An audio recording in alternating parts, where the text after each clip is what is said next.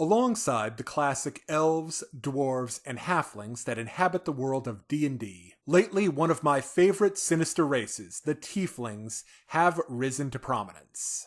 You're no doubt familiar with these fiendish folks, with their horns and bifurcated tails, from noteworthy appearances in recent video games, the D&D movie, and that one edgy guy in your group that really likes Swedish death metal.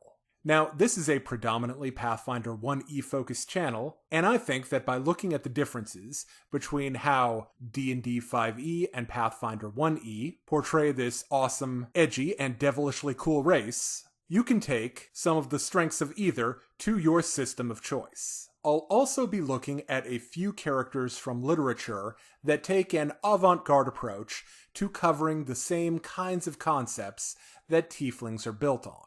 But before we continue, if you're interested in taking your game further, consider joining the D6 Damage Discord.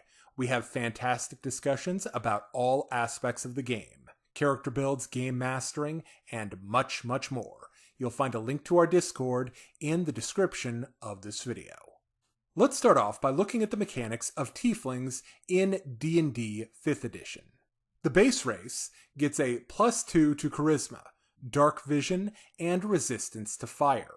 This is augmented by your choice of bloodlines.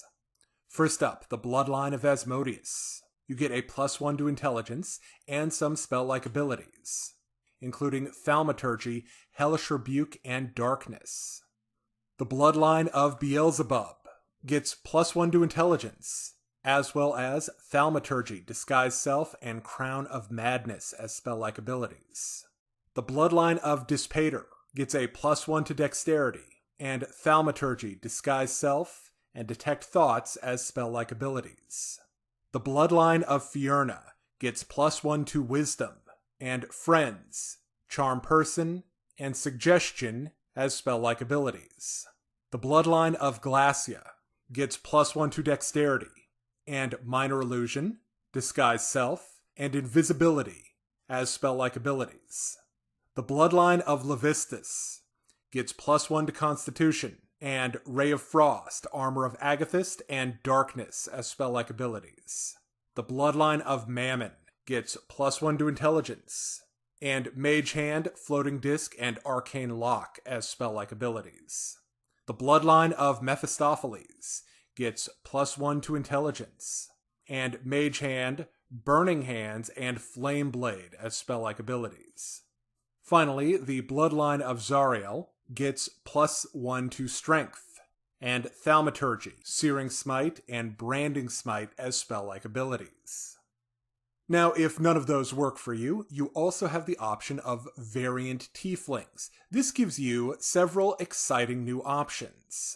First up, a unique appearance. Roll 1d4 + 1 and pick that many of the following traits: small horns, fangs, forked tongue, cat eyes, six-fingered hands, goat legs, hooves, forked tongue, scaly and or leathery skin, red and or blue skin, no shadow, no reflection, or you could just smell like brimstone. This variant Tiefling also gets some feral ability score improvements. +1 to Intelligence and +2 to Dexterity. Also, pick one of the following racial abilities. Devil's Tongue. This gives you Vicious Mockery, Charm Person, and Enthrall as spell-like abilities. You could also pick Hellfire. This gives you Burning Hands as a spell-like ability cast at 2nd level. Or you could have Winged. This gives you a fly speed of 30 feet. Now, let's talk about the Tieflings of Pathfinder 1e. The base race gets a +2 to Dexterity and Intelligence and a -2 to Charisma. You also get a +2 bonus to Bluff and Stealth checks, Resistance 5 to Cold, Electricity, and Fire, Dark Vision out to 60 feet, and Darkness 1 time per day as a spell-like ability. You could also choose a wide variety of different Tiefling subtypes, such as the Azura Spawn. They get +2 to Dexterity and Wisdom, a -2 to Intelligence. Have Hideous Laughter as a spell-like ability, and get a +2 to Appraise and Knowledge local checks. Daemon Spawn. get a +2 to dexterity and intelligence, -2 to wisdom. They can cast Death Knell as a spell-like ability, and get a +2 racial bonus to disable device and sleight of hand checks. Demodan spawn. Get a +2 to constitution and wisdom, a -2 to intelligence. Have Bear's Endurance as a spell-like ability, and get a +2 bonus on intimidate and knowledge religion checks. The powerful Demon spawn. Get a +2 to strength and charisma, -2 to intelligence. Have Shatter as a spell-like ability, and a +2 bonus on disable device and perception checks. Devil spawn. Have a +2 to constitution and wisdom, and a -2 to charisma. They have Pyrotechnics as a spell-like ability, and a +2 to diplomacy and sense motive checks. Dev spawn get +2 to dex and charisma, and a -2 to intelligence. They have Misdirection as a spell-like ability, and a +2 on diplomacy and linguistics checks. Cenobite spawn, Chitin spawn, have a +2 to constitution and charisma, and a -2 to wisdom. They get Web as a spell-like ability, and a +2 on escape artist and intimidate checks. Oni spawn have +2 to strength and wisdom, and a -2 to charisma.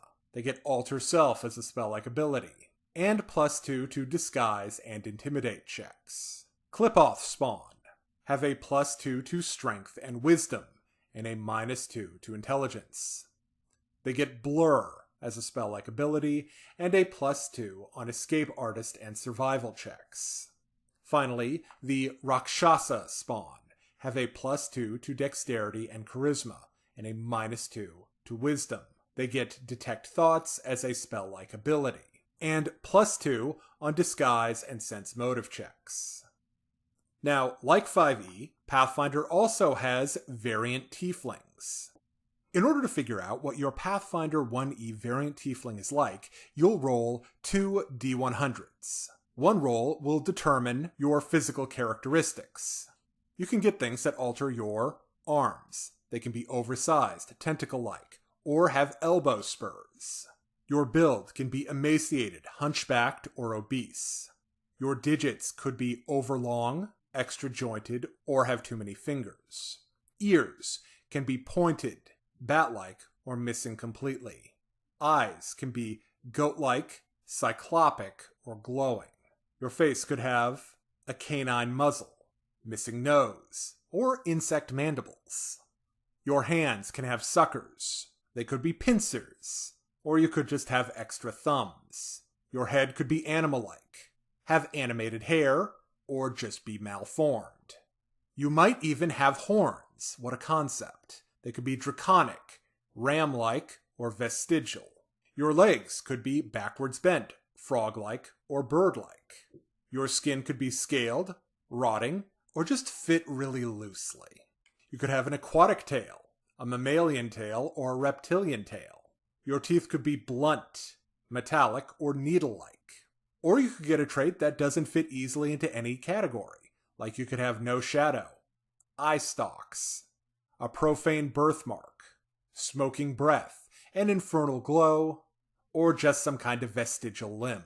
Now, if you happen to roll a 99, you get to roll for 2 traits, and if you roll a 100, you roll for 3, disallowing doubles or rolls of 99 or 100, of course. But the customization doesn't end there. There's a wide variety of alternate abilities that range from very useful to just plain weird. If you roll a 1, you can animate a 1 hit die skeleton, as per Animate Dead, 1 time per day as a spell-like ability. If you roll a 16, you could get oversized limbs that allow you to wield large weapons without penalty. On a 36, you can communicate telepathically with any creature you're in contact with. 48, you're invisible to unintelligent undead. 51, you can speak with birds. 75, you gain sonic resistance 5. Or 98, you get +1 bonus hit points per level. Now that you have an idea of both systems' approach to Tieflings, let's examine some of the strengths of each. Pathfinder 1e has a wide variety of customization.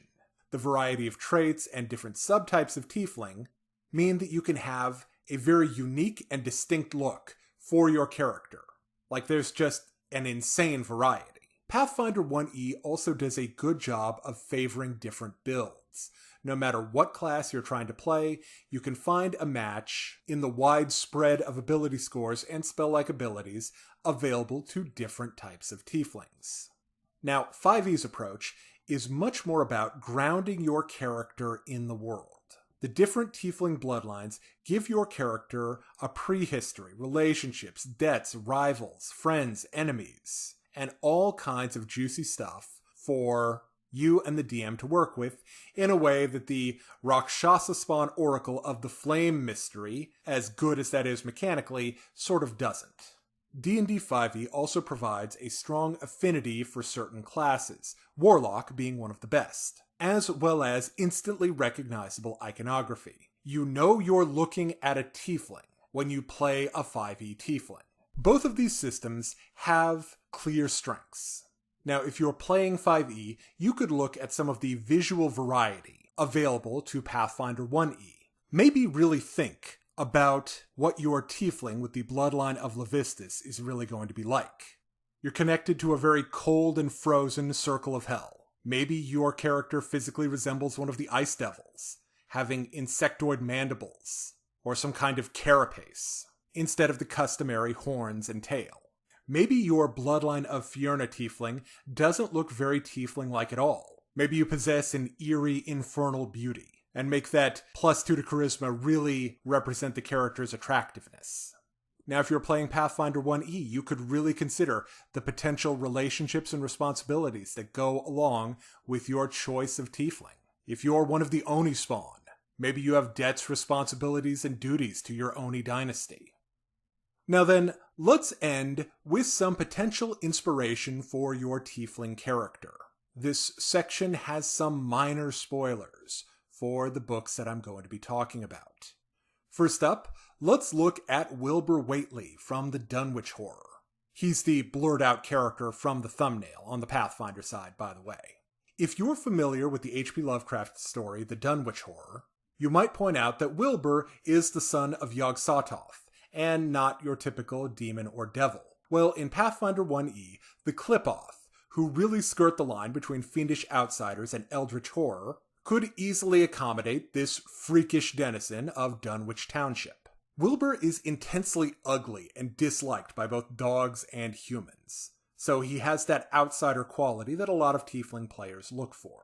He possesses preternatural intelligence and skill in the occult, and can easily grasp subjects beyond the capacity of his mundane neighbors. He also wears heavy concealing garments to cover his tail/mouth thing, tentacles, extra eyes, and hairy goat legs. So his freakish appearance presents some real impediments to the character.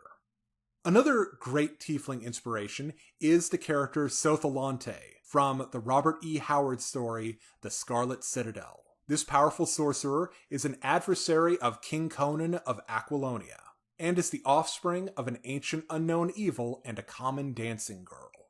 Despite that, Sotholante has few, if any, outwardly demonic traits. Just a somewhat wolfish look and eyes that seem to glow eerily in the dark. Now, being partly of another world, he has no appetite for fine food, wine, and other pleasures of the flesh. He wields dark magic other mortal sorcerers have trouble coming to grips with. And he's one of the most important men in his kingdom, respected and feared by nobles and commoners alike. Finally, there's Panic, from the Malazan Book of the Fallen series. He was just a normal boy when he was saved from torture and death by a demon of shadow, who then facilitated his transformation into a one-eyed, needle-fanged creature from beyond. Now obviously, Panic was born human, but became something else as a result of powerful magic. He also has a relationship with the shadow demon who saved him, seeing her as a mother figure. Also, his single large eye gives him the ability to see things that others can't. I hope you've enjoyed this look at Tieflings in D&D and Pathfinder from D6 Damage. Now, if you're interested in gaming books, dice, miniatures, and other paraphernalia, check out Noble Knight Games. You'll find an affiliate link in the description of this video. And if you're interested in a good old-fashioned haunted house adventure, check out Sorceress the Dietrich House, available right now on Drive-Thru RPG.